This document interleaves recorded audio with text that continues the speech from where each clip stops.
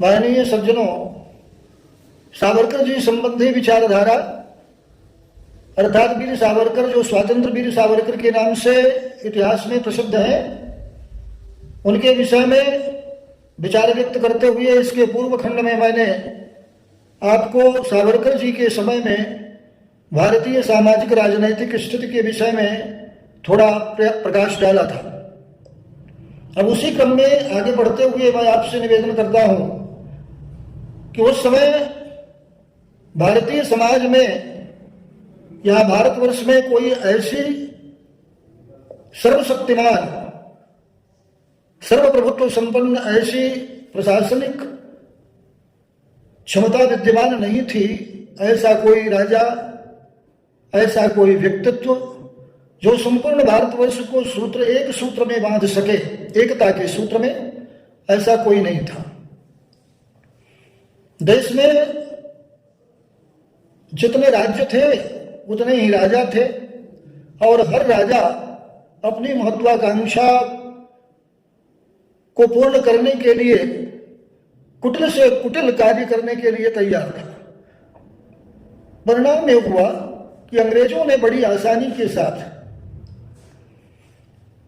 हम भारतीयों के विचारों में विद्यमान अनेकता के भाव का लाभ उठाते हुए हमारी रीति नीति, हमारी विचारधारा, हमारी भाषा, हमारा रहन सहन, हमारी विचार पद्धति में विभिन्नता को देखते हुए फूट डालो और राज्य करो की नीति को अपनाकर धीरे धीरे करके संपूर्ण भारतवर्ष में अपना वर्चस्व स्थापित किया। जिस समय वीर सावरकर जी का अवतरण पृथ्वी पर हुआ, उस कालखंड में धीरे धीरे लोगों के मनमानस में अंग्रेजों के संत्रास के कारण, अंग्रेजों के द्वारा किए जा रहे अत्याचार के कारण लोगों के मन में विद्रोह उत्पन्न होना प्रारंभ हो गया था।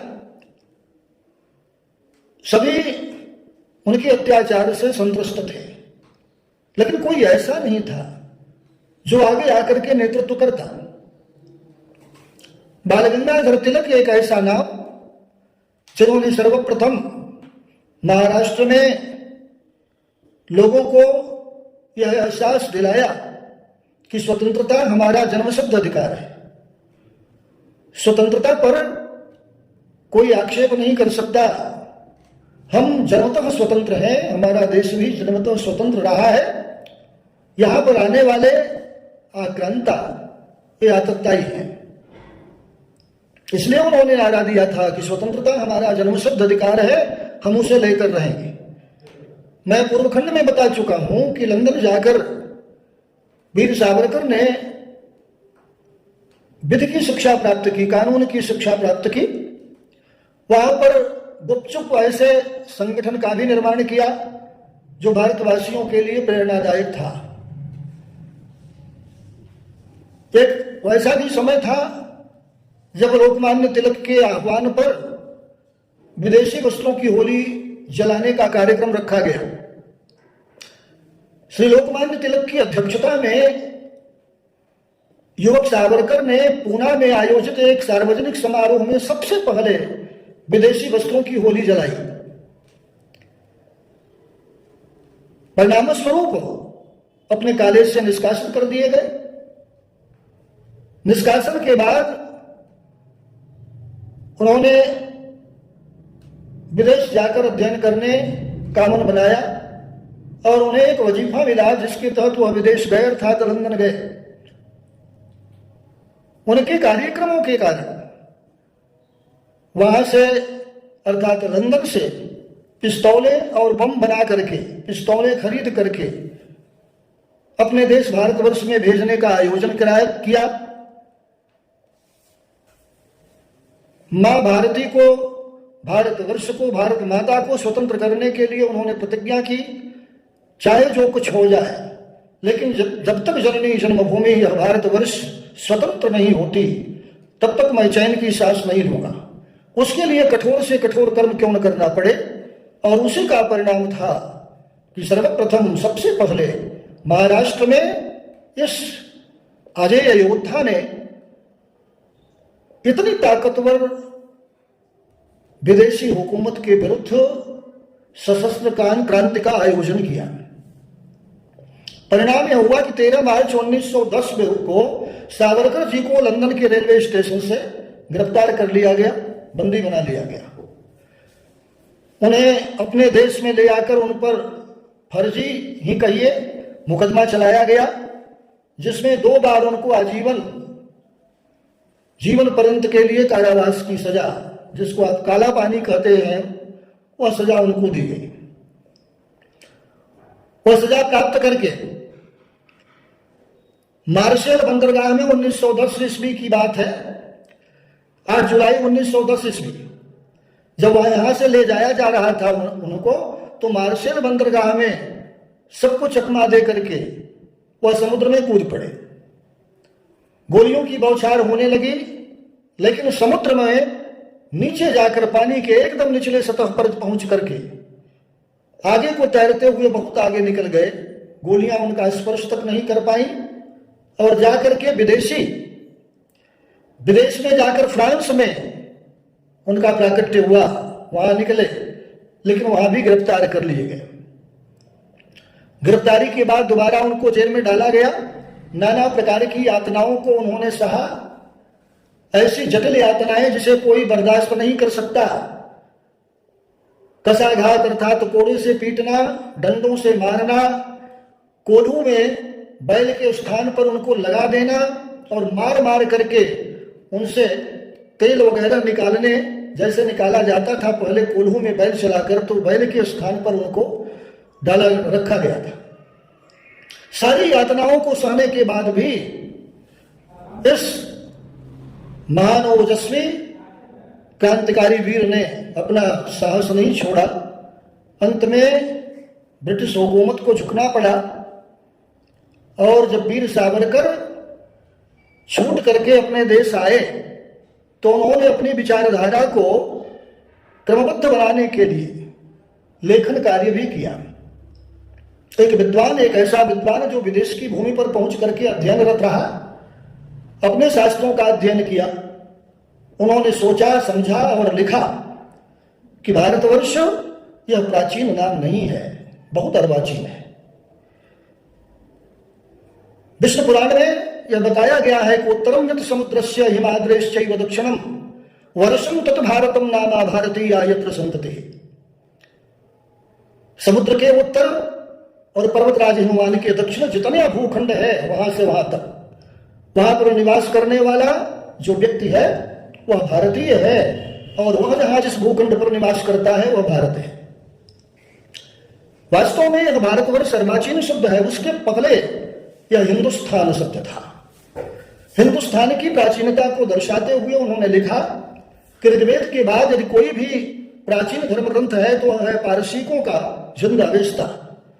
जिंद अवेस्ता में कितनी बार हिंदू शब्द आया है, और यह हिंदू किसके लिए था? इस भारतीय भूखंड पर निवास करने वाले लोगों के लिए था। वेद व्यास जी की उसमें चर्चा है। तो इस भूखंड पर निवास करने वाले हिंदू थे, और जहां पर हिंदू रहते हैं उसे हिंदुस्तान या हिंदुस्तान कहा जाता है। हिंदू यह कोई धर्म नहीं है, हिंदू राष्ट्रीयता है। जैसे आप अंग्रेज कहते हैं तो अंग्रेज कोई धर्म नहीं है, अंग्रेजियत कोई धर्म नहीं है। धर्म के रूप में तो वहां कैथोलिक है, प्रोटेस्टेंट है, कई विचारधारा के लोग हैं, जो ईसाई हैं, क्रिश्चियन हैं, लेकिन वो प्रोटेस्टेंटवादी भी हैं। मार्टिन लूथर ने, किंग मार्टिन लूथर ने जो विचार दिया वो प्रोटेस्टेंट के रूप में विख्यात हुआ। तो अंग्रेज को देने मात्र से क्या कोई कैथोलिक, क्या कोई प्रोटेस्टेंट का बोध होता है? नहीं। लंदन की भूमि पर, वहां की धरा पर निवास करने वाला प्रत्येक व्यक्ति अपने को अंग्रेज करता है। वैसे ही इस विशाल भूखंड आर्यावर्त पर निवास करने वाला प्रत्येक मनुष्य हिंदू है, और जहां वह निवास करता है वह हिंदुस्तान है। यह हिंदू या हिंदुत्व राष्ट्रीयता का बोधक है, राष्ट्र का प्रतीक है, वह किसी धर्म का प्रतीक नहीं है। धर्म के नाम पर सनातन धर्मावलंबी वह हो सकता है, धर्म के नाम पर वह किसी भी धर्म को अपना सकता है। किसी भी धर्म को अपना करके उसकी पूजा पद्धति को मानना, उसके सिद्धांतों का अनुपालन करना या उसका अपना व्यक्तिगत कार्य है। लेकिन यहां इस भारतीय धरा पर अगर वह निवास कर रहा है तो किसी धर्म को मानने वाला क्यों न हो, वह हिंदू है, वह हिंदुस्तानी है। क्योंकि यह स्थान जो है, जिस स्थान पर हम रहते हैं वह हिंदुस्तान है। इस विचारधारा को आगे उन्होंने बढ़ाया। इसके नाम पर हिंदुओं का और हिंदुत्व का विवेचन करने के लिए उनकी एक कृति है हिंदुत्व, जो पठनीय है, सबको पढ़ना चाहिए। इसके अतिरिक्त भी मोपला भारतीय इतिहास के 6 स्वर्णिम पृष्ठ आदि किताबों को, ग्रंथों को उन्होंने लिखा। जैसा कि मैं समझता हूं कि प्रत्येक भारतवर्ष के निवासी को इन कृतियों का अध्ययन करना चाहिए और इस महापुरुष के विचार दर्शन को समझना चाहिए। इसमें किसी प्रकार की सांप्रदायिकता का बोध नहीं है, सांप्रदायिकता नहीं है। संप्रदाय तो उसे कहते हैं जो अत्यंत संकीर्ण भावनाओं को लेकर चलता है। यह कोई पंथ नहीं है। धर्म तो यहां का सनातन धर्म है। धारणात धर्म नित्याहो धर्म उधारयति प्रजा। जो धारण करे, जिसमें धारण करने की क्षमता होती है वह धर्म है। जो धारण न कर सके प्रजा को, वह धर्म कैसा? यह तो अभ्युदय श्रेयस सिद्धि सधर्म, यह धर्म की परिभाषा है। जो धनार्थो धर्म लक्षण, यह पूर्व मीमांसक का दिया हुआ धर्म की परिभाषा है, दी हुई धर्म की परिभाषा है। तो हे आदरणीय सज्जनों, इस विशिष्ट क्रांतिकारी ने अपने जीवन में अपना संपूर्ण जीवन राष्ट्र के नाम समर्पित कर दिया था।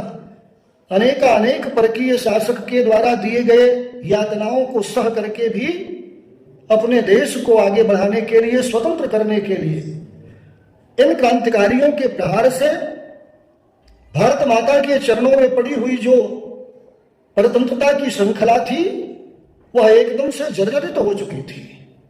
बाद में पूज्य महात्मा गांधी के आंदोलन से, अहिंसक आंदोलन, सत्याग्रह आदि के द्वारा जो आंदोलन चलाया गया, उसके तीव्र प्रहार से यह श्रृंखला जो जर्जरित हो चुकी थी वह एकदम से विच्छिन्न हो गई, टूट गई और हम आज स्वतंत्र हैं।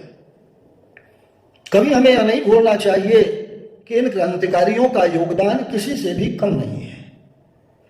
ये हमारे सम्मान्य प्रातः स्मरणीय पूर्वज हैं, जिनके सत्प्रयास से आज हम स्वतंत्र हैं। इन्हीं शब्दों के साथ आप सभी को प्रणाम करते हुए वाणी को विराम देता हूं। इति शम्।